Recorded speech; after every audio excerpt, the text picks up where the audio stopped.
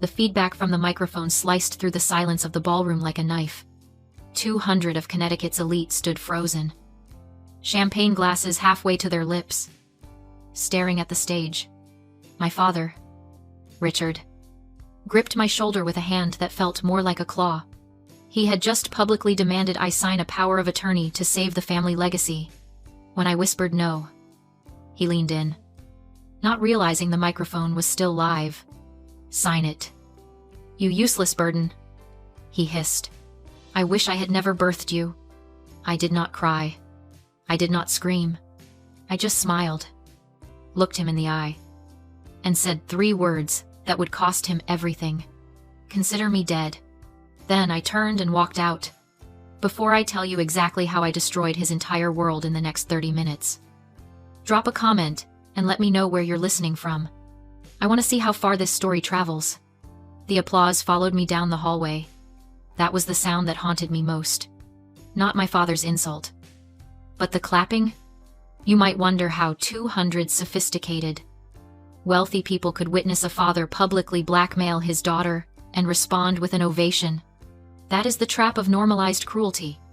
My father, Richard, had spent 20 years crafting a very specific narrative to the world.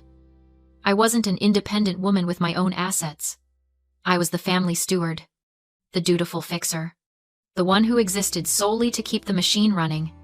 He had trained them to see my sacrifice not as generosity, but as an obligation. So when he demanded my property, they didn't see theft. They saw a king collecting his due taxes. They didn't see a victim. They saw a servant refusing to serve, and they were offended on his behalf. But they didn't know who really built the castle. I walked past the catering staff, who nodded at me with terror in their eyes. They knew. I wasn't just a guest. I was the architect of shadows behind the entire Henderson event empire. Every crystal flute, every silk napkin, every light fixture in that ballroom was there because I signed the contract. My father was a man who lived on the fumes of past glory and credit lines I secured. He was broke, destitute. The Christmas Eve charity gala wasn't a celebration. It was a desperate fishing expedition for investors to save a sinking ship. A ship I had been bailing out for 5 years. I reached the heavy oak doors of the manor. The cold Connecticut air hit me, sharpening my focus. I thought about the $250,000 I had personally fronted for this night. The catering alone was $60,000. The vintage wine, the decor, the massive industrial generator trucks humming discreetly behind the hedge maze, all paid for from my accounts. All leveraged on my credit. Because Richard claimed his liquidity was just tied up. It wasn't tied up. It was gone. He had gambled it away on bad investments and vanity projects, leaving me to patch the holes in the hull. And tonight, instead of thanking me, he tried to steal the only lifeboat I had left the deed to my grandmother's cottage. The one asset I had kept strictly in my name. I looked back at the house. It glowed with golden light, a beacon of warmth and wealth in the dark winter night. It was a beautiful illusion, and like all illusions, it required a constant supply of power to maintain. Power that I controlled. I reached into my purse and pulled out my car keys. My hand didn't shake. My heart didn't race. There is a strange, cold clarity that comes when you realize the people you love are actually parasites. You stop trying to feed them. You start figuring out how to fumigate. I opened the door to my sedan, the only modest thing I owned, and sat in the driver's seat. I didn't start the engine immediately. Instead, I opened my laptop. The screen glowed blue in the darkness, a sharp, clinical contrast to the warm yellow of the party.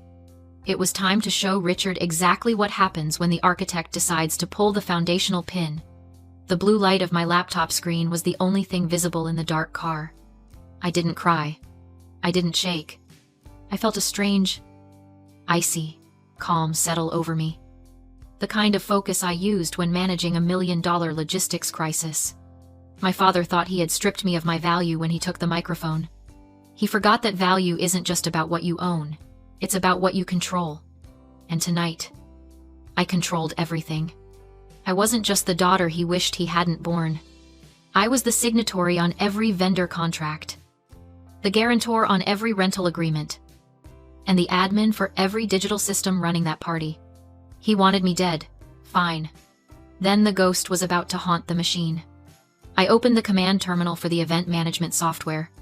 It was a system I had customized myself to streamline the family business. I called it the Blackout Protocol. It wasn't designed for revenge. Originally, it was designed for risk management, a failsafe in case a client defaulted on payment. But Richard had just defaulted on the biggest debt of all fatherhood. Step 1. The power. The entire gala was running on massive industrial generators hidden behind the estate's east wing because Richard hadn't paid the utility bill in 3 months. And the grid had cut him off. I was the one paying the rental company. I opened the chat window with the site foreman. Authorization code, Lauren01. Terminate feed immediately. Breach of contract. The reply came back in seconds. Copy that. Shutting down in 2 minutes. Step 2. The feast. The catering company was the best in Connecticut. Led by a woman named Elena, who I had worked with for years. She knew Richard was a liability. She only took the gig because I personally guaranteed the funds. I sent her a direct text. He tried to seize my assets.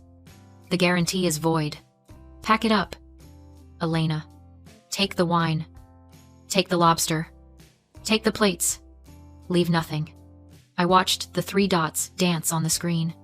Then, a simple reply. On it. Step 3. The narrative. Richard loved to control the story. He loved the spotlight. So I decided to give him one last moment to shine. The main ballroom had a massive LED wall behind the stage.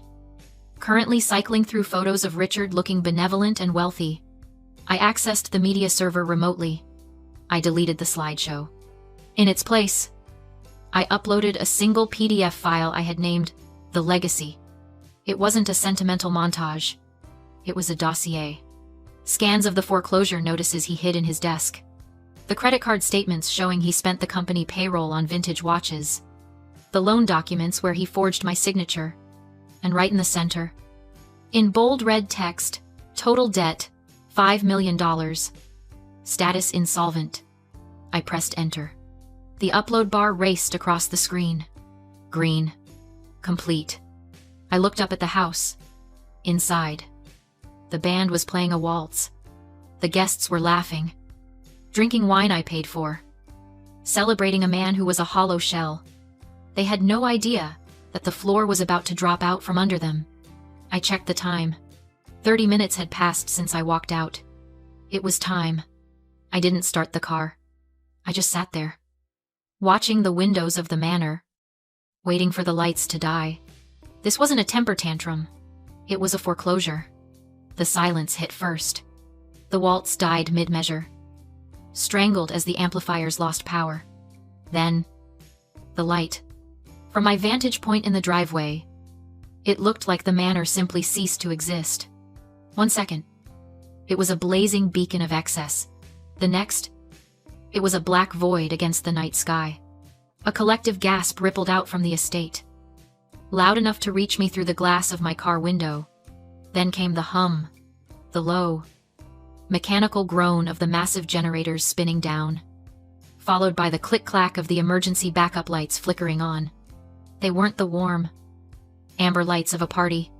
They were cold, industrial halos designed for evacuation, casting long, skeletal shadows across the lawn. The illusion was broken. The winter wonderland now looked exactly like what it was, a desperate stage set built on a swamp of debt. Inside, I knew exactly what was happening. I had choreographed the chaos as precisely as I had planned the menu. My phone buzzed. It was a text from Elena, the head caterer. Powered down. Executing retrieval. I closed my eyes and pictured the scene. Richard would be trying to spin this. He would be standing on the darkened stage, laughing, that nervous, hollow laugh, shouting that it was part of the show, a dramatic interlude before the fireworks. But then he would see Elena. She wouldn't be bringing out the dessert. She and her team would be moving with military efficiency, stripping the tables, The vintage Cabernet, boxed. The lobster tails, trashed. The crystal, crated. My phone buzzed again. Another text. This time from a guest, a business partner I had cultivated for years. What is going on? The caterers just took the plate out from under my wife. They said the host is insolvent. Insolvent. The word hung in the air. Heavier than the cold. Richard's worst nightmare wasn't poverty. It was embarrassment. And I had just served him a 5-course meal of it. Then, the final stroke. The main generator was dead. But the backup circuit for the AV system was still live. I watched through the windshield as the massive LED wall behind the stage, the only bright thing left in the darkness, flickered back to life. It didn't show Richard's smiling face. It showed the PDF I had uploaded. Even from the driveway. The red text was legible, glowing like a neon accusation in the night. Total debt $5 million. My phone didn't just buzz this time. It screamed. Richard. I let it go to voicemail. I watched the screen on my dashboard light up with his name again and again. He wasn't checking on me. He wasn't worried I'd been kidnapped. He knew.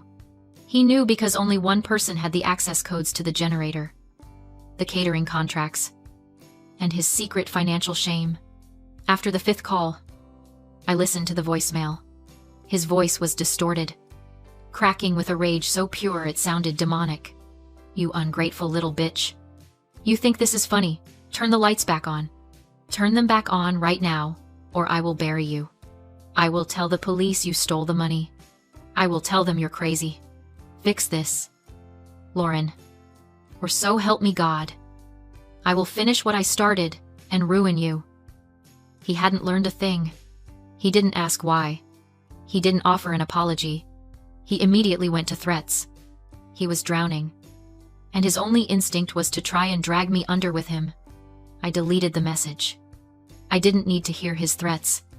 I needed him to make his next move. I needed him to do exactly what a narcissist does when he loses control, escalate. I looked toward the house, where flashlights were now beaming through the windows. Chaotic and frantic. The trap was set. Now, I just had to wait for him to walk into it. I sat in the dark of my car, watching the front door of the manor. I knew Richard. I knew his playbook better than he knew himself. When a narcissist is cornered, they don't surrender. They don't reflect. They weaponize victimhood. And right on cue, the heavy oak doors swung open. Richard stepped out onto the portico, illuminated by the harsh glare of the emergency security lights. He wasn't alone.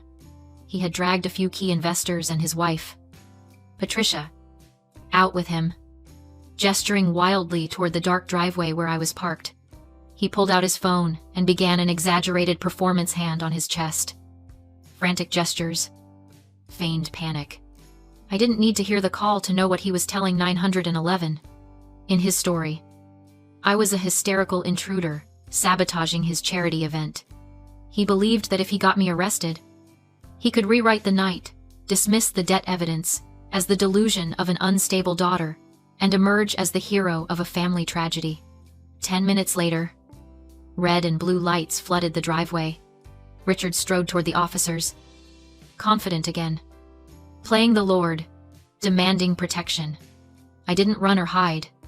I leaned against my car and waited. He pointed at me, shouting for my arrest.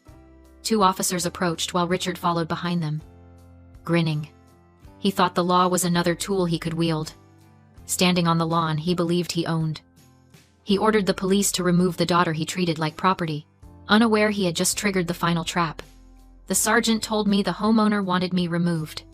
I calmly handed him a blue-bound folder instead. Inside was a notarized quitclaim deed. Filed 5 years earlier? The house wasn't Richard's. It was mine. I explained loud enough for the guests to hear that my father had transferred the estate to me to shield it from a lawsuit. He thought he was using me. He forgot that ownership cuts both ways.